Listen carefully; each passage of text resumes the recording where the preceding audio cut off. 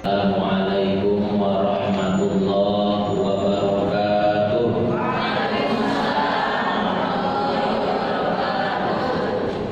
Udah dapat kue.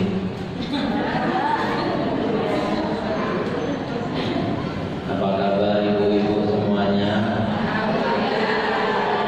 Saya doakan yang ucap salam tadi semangat, mudah-mudahan sehat walafiat.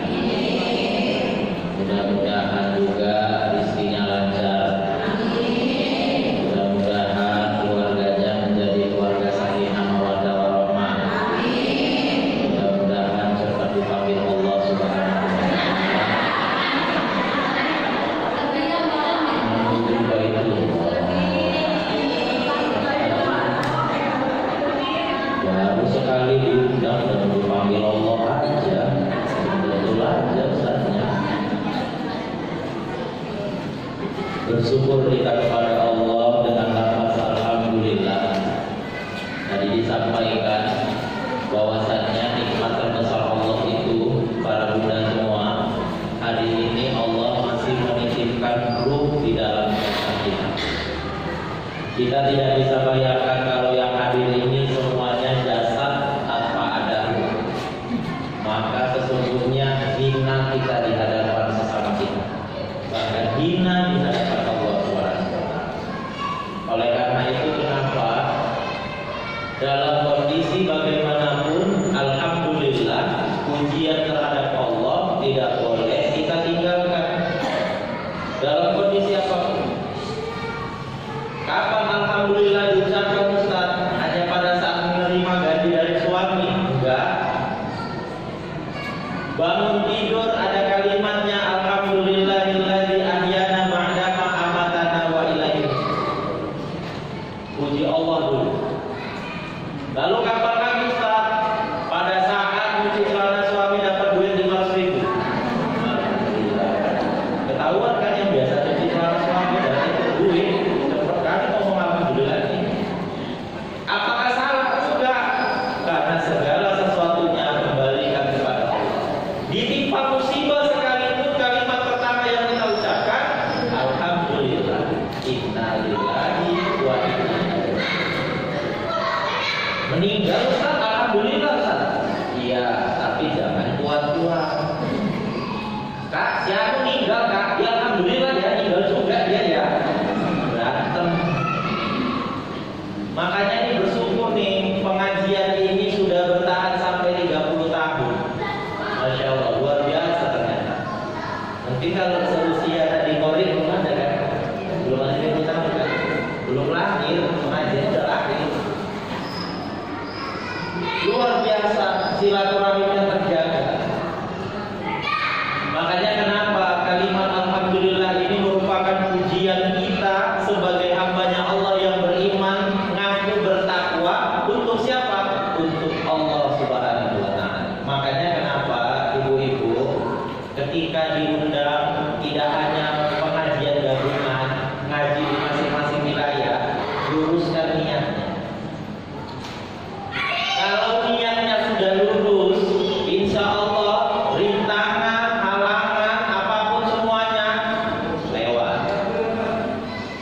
Saya niat Bu, tadi saya kebetulan ngisi Fatih Jumat di seputaran Setiabudi. Niat saya kesini ini pertama ingin menyampaikan ilmu agama untuk ibu-ibu. Gak ada niat saya untuk dapat kue pulang nanti, gak ada. Kalau ada ya syukur kan. Kalau gak ada ya kelewatan lah. Aku udah ditanya sama istri tadi, ngaji di mana? Bisa yang pulang Fatih Jumat di sini. Pulang biasanya bawa motor. Biasanya ibu-ibu di sana bawa botol. Karena kemarin motor misi maulid di sana dapat botol 3. Bilang istri, ini kalau kurang gak tahu lah, pulang gak tahu lah. Tapi mengingat ini gak apa-apa. Mana tahu. Kenapa? Karena dibilang ibu ketua tadi, manusia ini kadang harus saling tawasul billah, saling ingat mengingatkan aja kan. Ya kalau lupa lewat lah. Bu, ini kue risol sama bolu, donat, sama kue apa yang dibungkus hijau ini. Belum ada Bu awak makan.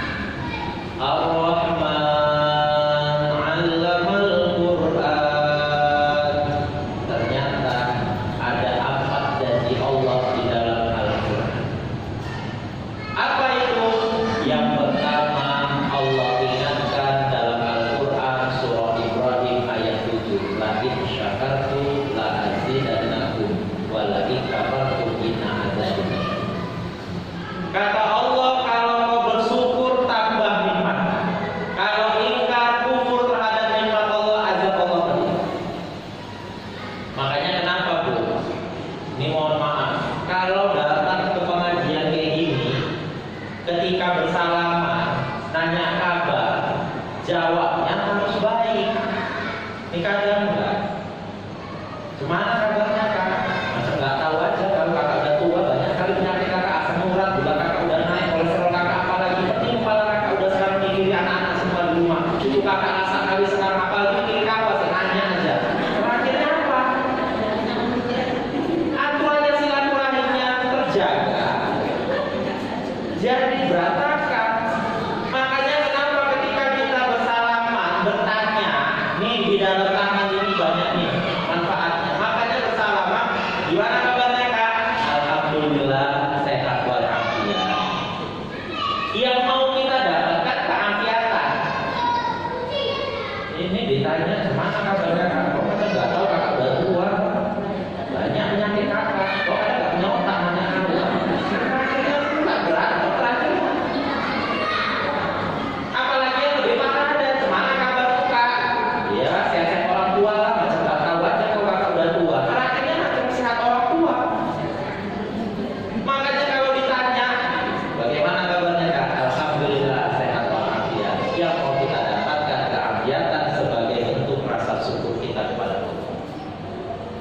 Kalau kita berbicara tentang rasa syukur kita kepada Allah, tadi kan dikatakan, fa bi ayyi ala'i rabbikuma tukadziban, maka nikmat Tuhanmu mana lagi yang kau dustakan?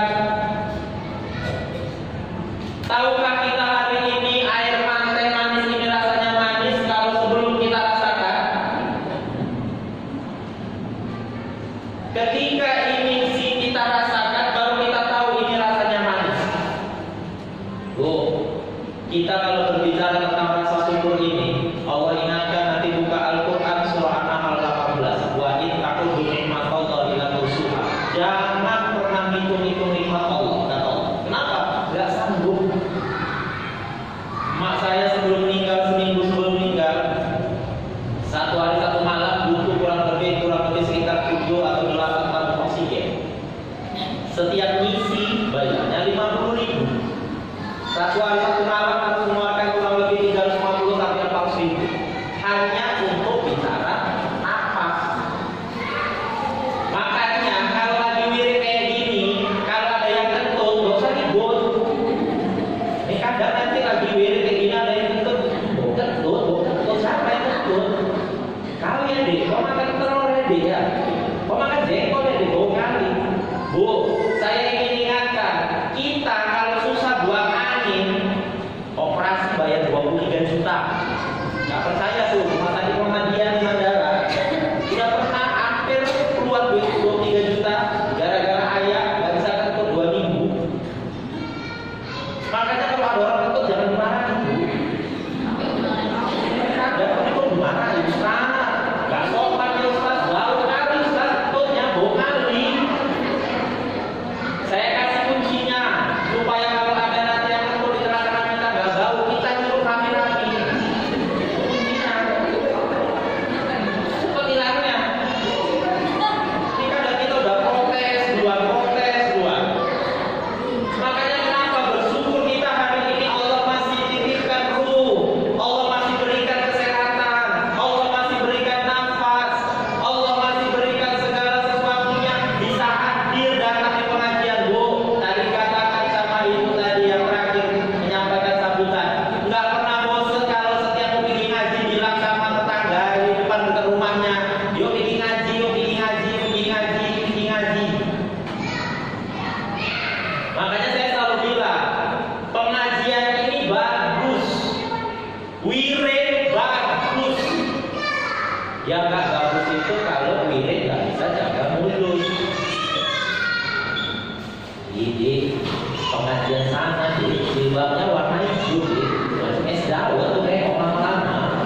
Atau yang satu ini deh, pengajian sebelah dulu deh, jilbabnya warna kuning deh, macamnya ngambang deh di atas kuning. Ini lebih parah lagi deh, ada orang pakai jilbab warna hitam deh, macam takjiah. Rusak,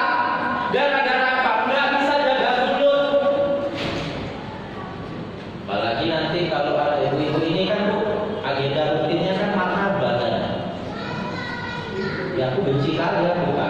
Nengok si Wak Kaina buka. Kalau udah marhaban nih sok-sokan kan suaranya tinggi, cemprangnya padahal nggak suaranya kak.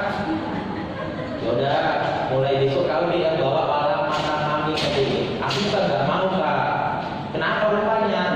Nanti payah kak kalau aku yang baca. Oh bisa apa enggak? Nggak bisa kak.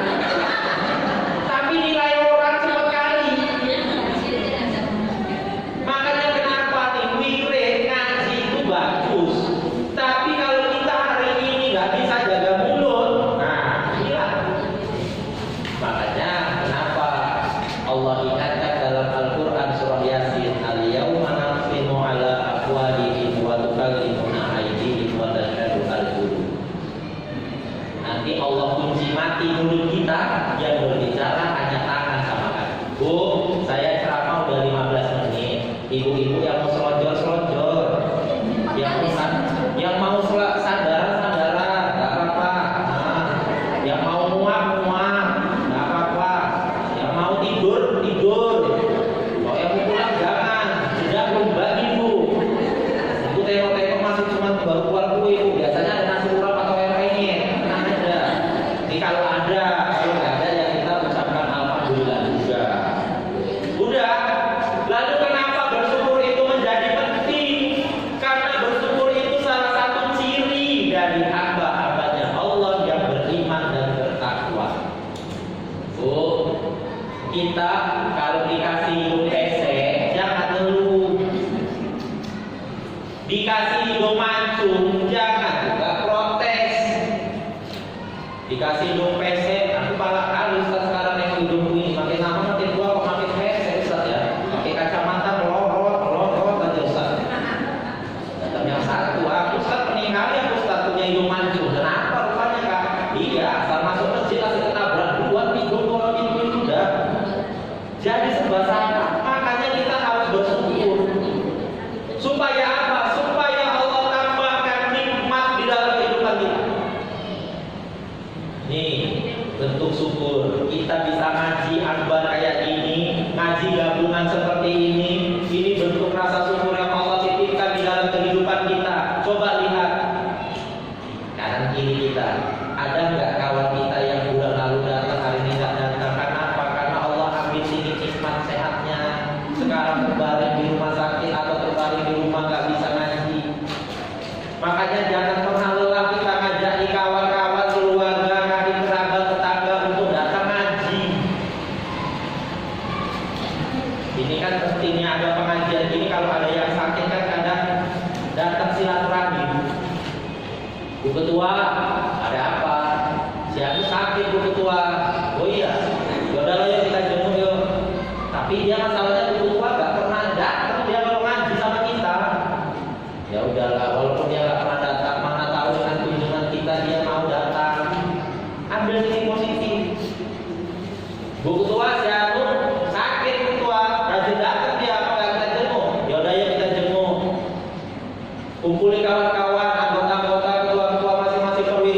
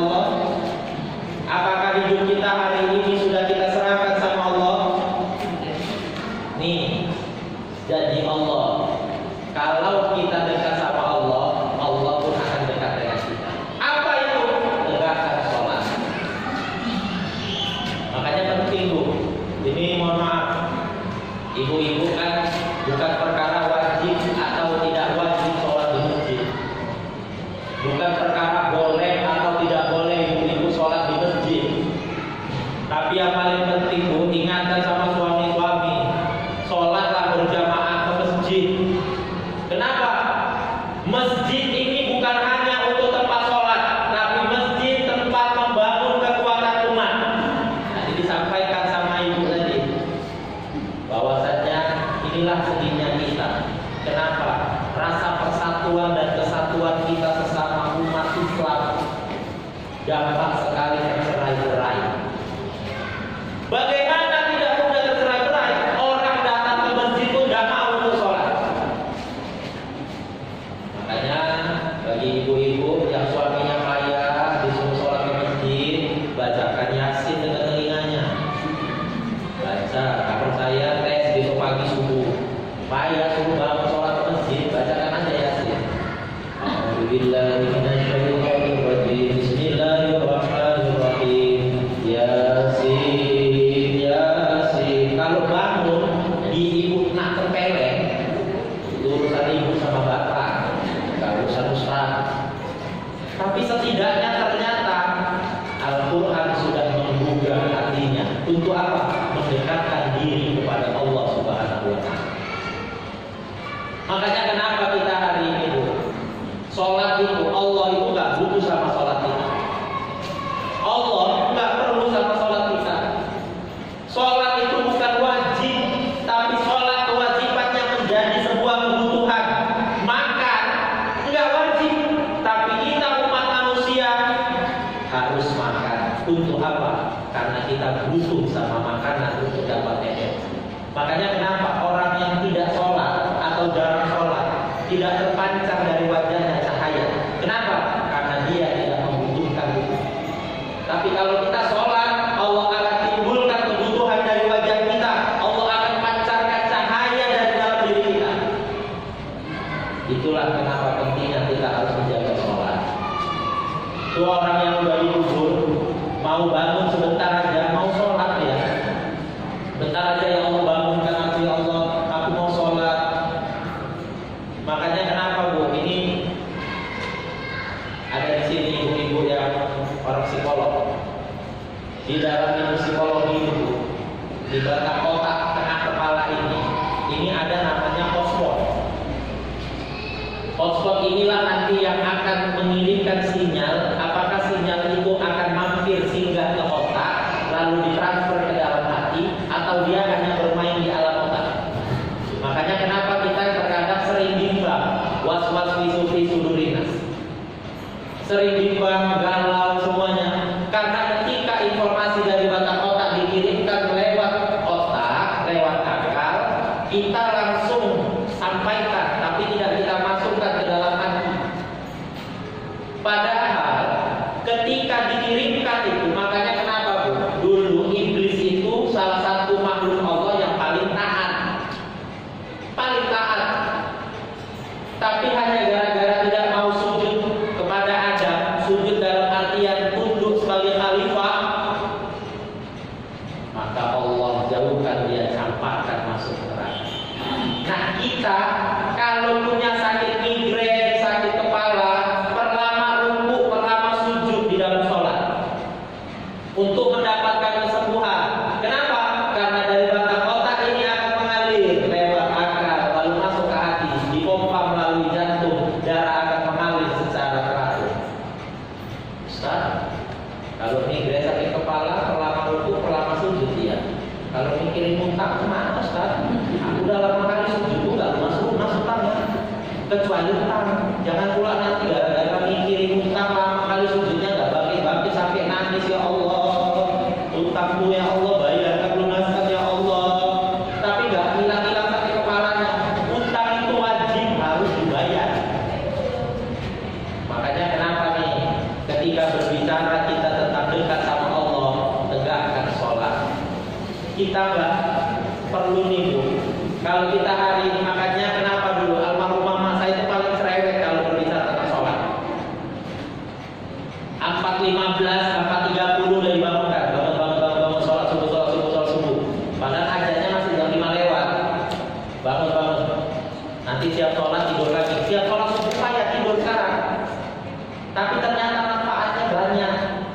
setelah kami udah besar-besar, udah berkeluarga semua, oh dulu mak kita tuh cerewet bangunin tuh sholat subuh pagi-pagi. Ternyata ini manfaatnya.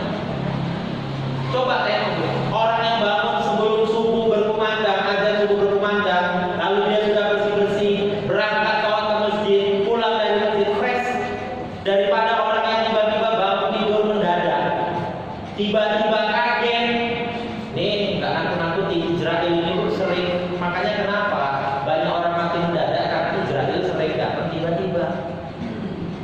Makanya Israel ini kalau udah datang kan nggak berkabar. 3 loh, tanda-tandanya mau itu akan menjemput kita. Pertama, kalau kaki udah mulai terasa dingin. Yang kedua, kalau lidah dinaikkan ke langit-langit sudah tidak terasa. Yang ketiga, kalau daun telinganya udah mulai jatuh. Coba pegang telapak kakinya, udah dingin atau belum? Ada ini udah tanda-tanda itu. Belum kan? Masih ada kan? Udah masih lama lah, masih lama, nggak apa-apa. Tapi setidaknya kita sudah dekat dengan Allah. Makanya tegakkan sholat. Inna sholata tanha 'anil fahsya'i wal munkar. Ustaz, tetanggaku sholat juga, tapi judi jalan terus. Sholat juga, mabuk juga. Sholat juga, tapi juga nyuri. Itu gimana? Berarti sholatnya belum benar. Makanya kenapa bro? Sholat ini luar biasa loh. Terkadang tanpa kita sadari, di dalam sholat kita bisa bertemu dengan barang-barang kita yang hilang. Allahu Akbar. Oh, dompet belanja tadi nanggung kasih Pak yo. Oh, kunci kereta Pak ya. Waktu sholat dijumpakan Allah. Kenapa? Karena kita dekat dengan Allah. Apakah salah? Sesungguhnya bukan perkara salah atau tidak salah, tapi itulah Allah. Ketika kita angkat takbir kalimatnya Allahu Akbar, mengakui kita nggak punya apa-apa, lemah. Siapa hari ini yang berani sombong? Nggak ada. Belajar banyak kita dari Fir'aun, ngaku-ngaku sebagai Tuhan, habis ditenggelamkan Allah. Makanya hari ini kita nggak usah sok-sokan. Kadang nanti baru beli mobil udah sok-sokan. Deh, kakak punya rezeki deh, beli mobil deh. Merek apa kak? Merek Atos. Nih kakak beli mobil kok nggak yang lembut kak, kok Atos? Katanya pulang. Padahal itulah kita hari ini. Kalau kita hari ini sudah dekat dengan Allah, maka sesungguhnya Allah pun akan sangat dekat dengan kita. Nih kita duduk di sini, hadirkan seolah-olah Allah sedang menatap kita. Itulah pentingnya kita hari ini hadir di majelis taklim. Lalu pesan yang ketiga dari janji Allah dalam Al-Quran. Buka Al-Quran surah Ghafir ayat 60. Apa kata Allah di dalam?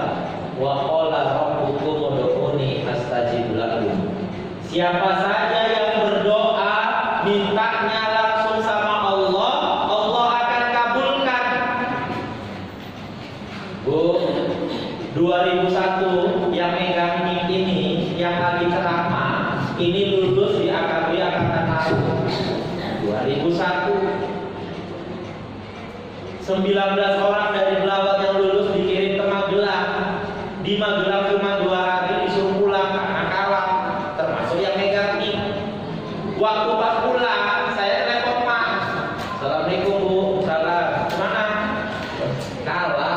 Ya udah nggak apa-apa, berdoa. Kata Mak. Waktu saya berdoa, saya angkat tangan. Doa saya cuma satu. Tidak apa-apa, tidak jadi tentara, tapi selama hidup dikawal tentara. Alhamdulillah Allah kabulkan 2009 ceramah di Kodam semuanya tentara. Gak percaya Bu? Di Kodam ceramah tentara semua.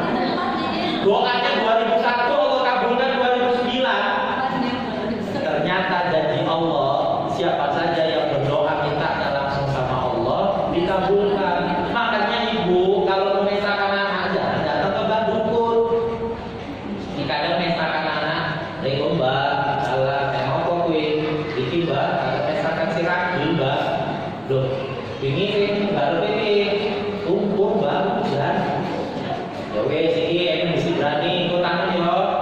Nanti Mbak nanti nang dapur, nang tunggu masak, Mbak. Di tangan hujan, deres, yang dimarahin mohon maaf ya Bu, kalau ada dukun-dukun di sini jangan bilang-bilang ya. Nanti mana dukun-dukun di sini marah, kamu Ustaz ini kan saya. Makanya kalau kau pesta anak-anak ada hajat, mintanya sama Allah, berdoa ya Allah, saya ada hajat mau nikahkan, saya ada hajat mau ini, berikanlah rahmat dan ridho-Mu, berikanlah kemudahan kelancaran. Kalau kita sudah berdoa minta sama Allah, toh ternyata Allah turunkan rahmatnya, itulah yang terbaik. Kenapa? Karena bisa jadi ketika Allah turunkan rahmat, tapi Allah beratkan hati orang-orang yang diundang untuk hadir di tempat itu.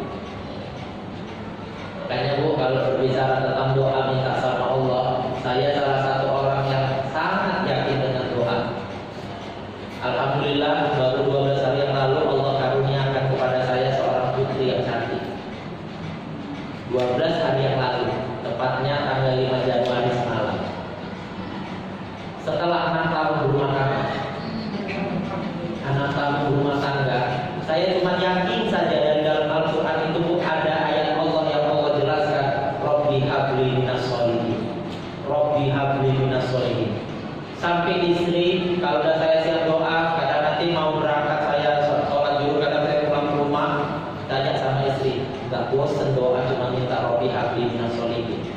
Boleh sekali-sekali mintanya, ya Allah berikanlah rahmat yang banyak, rezeki yang berlimpah. Saya bilang, kalau berbicara rahmat dan rezeki yang berlimpah, Allah sudah janjikan. Apa itu?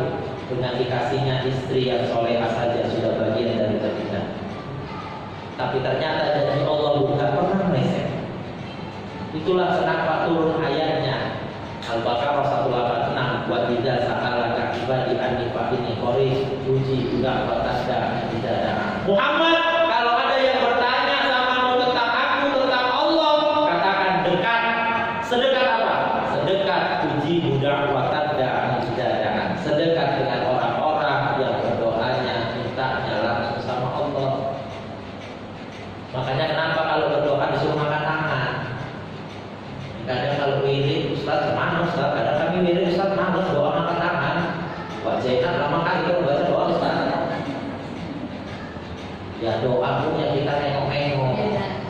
Jangan nanti doa A'udzubillahi minasyaitonirrajim, orang dari mulai angkat tangan sampai terus setengah, sampai ini, sampai hilang tangannya semua. Enggak siap-siap juga doanya. Ya kita harus paham juga dengan kondisi. Tapi itulah janji Allah. Wa qala rabbukum ud'uni astajib lakum. Al-Qur'an surah Al-Ghafir 60. Makanya penting kita hari ini berdoa. Jangan malas berdoa. Kalau kita hari ini nggak mau berdoa, sombong kan Allah. Kalau kita hari ini masih kata Ustaz, buktinya aku nggak doa Ustaz berhasil, itulah istidraj. Allah berikan kenikmatan, tapi di balik kenikmatan itu Allah sudah siapkan azabnya untuk orang-orang yang tak berdoa. Makanya hati-hati tetap berdoa, minta aja langsung sama Allah. Makanya kenapa ibu angkat tangan berdoa, ini banyak nih fungsi tangan, tangan ini banyak fungsinya. Penting nih hari ini berdoa, kenapa? Ini banyak nih. Tapi hari ini mohon maaf, gara-gara si corona, orang aku salaman, kadang sedih saya. Ini kejadian saya Idul Fitri beberapa tahun yang lalu. Orangnya nggak mau salaman, sampai terakhirnya Ustaz, ini Ustaz karena lagi corona Ustaz, jadi saya modelnya tuh nggak pernah pulang. Kalau siap ceramah, siap ngaji, siap ada misi dimanapun, terlalu lama nunggu, malas saya. Kadang nanti kan saya lupa kadang itu. Makanya saya bukan minat-minatkan panitia lah. Mana tahu memang ada botot yang luar tadi saya siapkan. Kadang biasa tidak saya langsung pulang. Mana tahu lupa. Kadang gitu orang Ustaz transfer aja Ustaz kirim pakai gojeknya Ustaz katanya pula lagi. Mahal bu kirimnya mahal. Makanya kenapa yuk hari ini berdoa itu jangan pernah putus, terus minta sama Allah. Mau minta apa? Allah kabulkan. Tapi hari ini kita nggak yakin sama doa kita. Kita minta sama Allah, tapi kita sendiri nggak yakin bagaimana Allah mau kabulkan doanya. Makanya diperlukan ketika berdoa itu pertama dimulai dengan kalimat ta'awudz.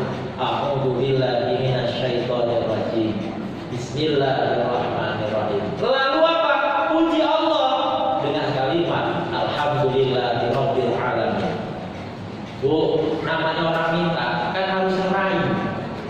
Ibu minta berduit untuk beli jilbab sama bapak, ngerayu dulu kan? Ya, baru kali ini ya, awak tengok ayah pulang kerja, ya Allah agak cerah wajah itu ya. Alamak, pasti mau ada maunya, nggak gitu ya. Ini kan bulan Januari ini ya, bulan-bulan ya Allah luar biasa nih ya. Alah, aku kopo sih maku kopo. Ini ya, tadi waktu dia pengajian akbar ada pulang kesepakatan sama kawan-kawan beli jilbab baru. Wih, piro. Bukan gitu juga ya. Kalau ayah nih kayaknya kalau udah mama buatkan teh manis sama kopi, makin ganteng ayah kita ini sekarang. Alah, udah tua mah banyak kali rayu-rayu. Tapi itulah kita. Mau minta rayu dulu, makanya harus rayu Allah, puji Allah dulu. Baru kita minta apa yang menjadi hajatnya. Yang terakhir yang keempat, janji Allah dalam Al-Quran. Buka Al-Quran surah Al-Anfal ayat 33. Apa kata Allah di dalam? Wa ma kana Allahu mu'adzibahum wa hum yastaghfirun. Allah akan mengazab kaum itu kalau kaum itu enggak mau beristighfar minta ampun sama Allah. Nih penting. Banyak kalimat istighfar. Ada yang kalimat istighfarnya Astagfirullah Rabbal baraya, Astagfirullah minal khataya. Ada. Makanya kalimat istighfar hari ini Bu, kalau kita belajar dari sejarah, belajarlah dari Nabi Adam alaihissalam. Apa itu kalimat istighfar mohon ampunnya? Rabbana zolamna anfusana wa illam taghfir lana wa tarhamna lanakunanna minal khasirin. Ya Allah, aku zolim. Kita ini zolim terhadap diri sendiri. Gak usah cerita zolim sama Allah dulu, tapi kita sering zolim sama diri sendiri. Apalagi kalau pesta. Udah pesta kadang sholatnya bisanya dirampel. Zuhur, asar, maghrib, sekalian isya, sekalian besok jumpa subuh. Kok gitu? Iya Ustaz, ayah udah pakai ini Ustaz. Apa nih namanya? Alis. Udah dicukur, udah dikerik. Makanya kenapa kalau udah jumpa mama pesta itu kadang Bu, merah, kuning, hijau. Kenapa lalu lintas sudah gini-gini? Kadang sholatnya ditinggalkan, ditunda hanya untuk menjaga penampilan. Padahal janji Allah, kalau Allah tidak mau turunkan azabnya, beristighfar, minta ampun sama Allah. Karena apa? Allah ciptakan diri kita sebaik-baik bentuk. Itu dia. Ustaz, namanya mau penampilan Ustaz. Makanya kan banyak model jilbab sekarang kan ada namanya jilbab pasrah tapi tak rela. Depannya pendek segini, belakangnya panjang, nyeret panjang jalan. Ada jilbab sakaratul maut, dililit-lilit di leher, sampai 4 lilitan, pulang kayaknya tegak, payah nengok kanan kiri, cuma tegak, ini aja ada. Ada jilbab yang terakhir, ini jilbab pamungkas nenek-nenek sama mama, jilbab Waalaikumsalam, cuma ada ditaruh di belakang pintu. Assalamualaikum, Waalaikumsalam, langsung dipakai jilbabnya. Biasanya jilbab-jilbab yang selorok-selorok gitu, itulah ya jilbabnya. Itu jilbab Waalaikumsalam namanya. Pak Ustaz tahu Ustaz, karena di rumah aku setiap belakang pintu ada jilbab istrinya semua. Jadi kalau ada datang tamu Assalamualaikum, langsung dipakainya Waalaikumsalam. Ada jilbab banyak model. Makanya kita nih jangan sampai kita menzolimi diri kita. Ayo banyakin istighfar, minta ampun sama Allah. Kenapa? Karena kita ini umat Muhammad, tidak ada yang tidak pernah melakukan salah dan dosa. Yang megang ini nih, tadi aja pulang dari Khatib Jumat udah kena satu dosa.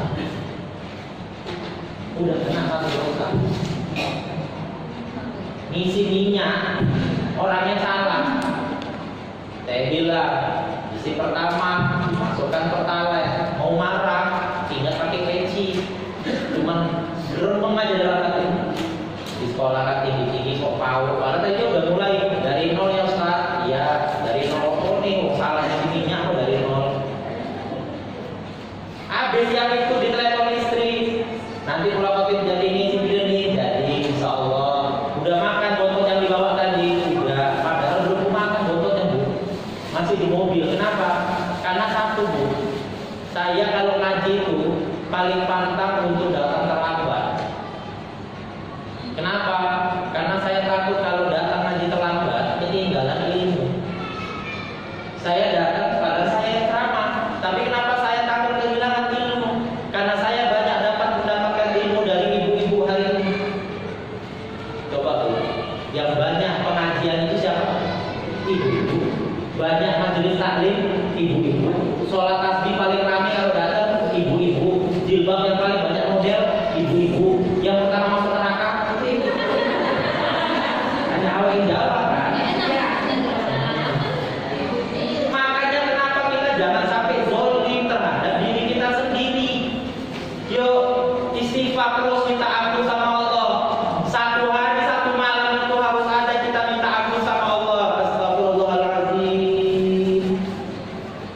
Karena kita tidak ada yang tahu kapan ajal akan dijemput. Ketika ajal akan datang, Bu, malaikat maut itu satu hari satu malam itu 70 kali nengoki muka kita. Nih, nengoki satu-satu. Sampai umurnya udah 62 tahun 11 bulan, sebulan lagi hidupnya sedikit. Ustaz, apa harus yang tua dulu? Enggak, yang muda duluan bisa. Boleh hati-hati. Ayo cepat-cepat ke nikah. Ustaz ini semua kena sama dia. Bu, karena saya nikah usia 31 lebih. Nyesel lama-lama. Nyesel, betul. Lama-lama nyesel saya. Bu, ini dalam pembacaan Al-Quran nih, Qori kita nih. Mana tahu ada anak gadisnya. Tenang Glenn, soal promosikan saya. Takut Glenn. Karena kalau bisa Bu, ya Allah, saya ingat kali Bu, waktu saya masih usia 27, 28, 29, 30, emak saya itu capek ngangkat telepon dari ibu-ibu jemaah pengajian. Assalamualaikum Bu aja, salam ada apa? Udah ada jodohnya si ini itu aja. Gua nggak tahu. Dan cuman hanya Bu aja ini, mamanya saya nggak tahu. Kalau masalah jodoh biarlah awal sendiri aja. Ini Bu aja, kebetulan anak gimana Bu aja tahu kan Bu aja. Terus mana? Ya kalau bisa Bu aja kita aduh, aku nggak ngerti pula, aku gak dapat selera anakku. Memang saya tuh nggak milih-milih Bu, saya cuma milih lubis saja. Lubis, sengaja saya milih lubis sampai dimarahin mama. Kenapa sih nyari jodoh itu kok mendiling? Nanti kalau mama datang cuma dikasih makan ikan asin, kata mama pula itu. Langsung mama bilang tergantung siapa suaminya. Ya alhamdulillah, waktu nikah kalau mama kami datang insya Allah ikan asin itu tetap ada, mana daging. Ternyata nggak semua lubis kayak itu bilang mama. Makanya kalau nyari jodoh itu bumi kita nih, orang-orang tua nih semua ini, kita ini cuma disuruh Allah, disuruh baginda Rasulullah, cuma disuruh ngasih jalan, tapi bukan menentukan jodoh. Jodoh itu sudah ditentukan Allah, kita hanya ngasih jalan saja. Kalau di sana cari jodoh itu nah, yang tadi baca Al-Quran surah Al-Mana, kan enak. Supaya apa? Supaya jelas. Makanya kita ini hidup beristighfar terus tiap hari, minta ampun sama Allah. Yakini dari kalimat istighfar yang kita lantunkan itu ada sedikit ampunan dari Allah Subhanahu wa Ta'ala. Bu, kalau kita berbicara khilaf salah dosa, cobalah kita bayangkan kita sekarang usia sekian 60, 70, 40, 50 tahun. Sementara kita baru berbuat baik kapan? Baru sedikit. Dosa banyak kali. Istighfarlah kita hari ini, perbanyak istighfar. Kenapa? Kalau kita sudah mulai mohon ampun sama Allah, ternyata Allah bukakan dengan pintu rahman dan rahimnya, maka Allah akan berikan ampunan untuk kita. Kita ini Bu mau pulang kampung ke surga. Bagaimana kita mau sampai surga sementara setiap salah khilaf kita sendiri kita nggak mau minta ampun sama Allah? Makanya setiap kali kita salah istighfar, astagfirullahaladzim. Nabi Adam dalam suatu kisah dikatakan sekali saja berbuat zalim, berbuat salah 40 tahun, ada yang bilang 40 tahun sujud, ada yang bilang 40 hari 40 malam sujud. Cuma sekali salah minta ampunnya, Rabbana zalamna anfusana wa illam taghfir lana wa tarhamna lanakunanna minal khasirin. Minta ampunnya sama Allah berkali-kali. Nah, kita yang tiap hari banyak salah, yang tiap hari banyak dosa, apalagi kadang mohon maaf, ini pelajaran untuk kita. Kalau kita belanja, beli buah-buahan, jangan dibiasakan dulu kita makan dulu baru kita bayar. Kalau bisa, kalau kita nanya ini manis atau enggak, atau ini rasanya bagaimana, kalau kita tidak yakin dengan rasa itu, jangan dibeli. Tapi kalau kita yakin, bayar baru kita makan. Kebanyakan dari kita enggak. Berapa jeruk sekilo bang? 15.000. Manis enggak nih bang? Coba dulu lah bang. Udah dicoba. Ini asamnya ini bang, ditinggal. Udah dimakan masuk darah daging. Ini hati-hati. Makanya kita yuk jadikan Al-Quran menjadi pedoman petunjuk hidup kita. Dzalikal kitabul la raiba fihi hudal lil muttaqin. Di dalam Al-Quran itu tidak ada keraguan di dalamnya, petunjuk untuk orang-orang yang bertakwa hanya kepada Allah Subhanahu wa taala. Para bunda yang dimuliakan Allah Subhanahu wa taala, inilah 4 hal janji Allah yang Allah tuangkan di dalam Al-Quran. Yang pertama, Al-Quran surah Ibrahim ayat 7. La in syakartum la azidannakum wa la in kafartum inna adzabi lasyadid. Yang kedua di dalam Al-Quran surah Al-Baqarah ayat 152. Fadhkuruni adzkurkum wa dzkuruni wa la takfurun. Yang ketiga di dalam Al-Quran surah Ghafir ayat 60. Wa qala rabbukum ud'uni astajib lakum. Yang keempat di dalam Al-Quran surah Al-Anfal ayat 33. Wa ma kana Allahu mu'adzibahum wa hum ya'lamun. Mudah-mudahan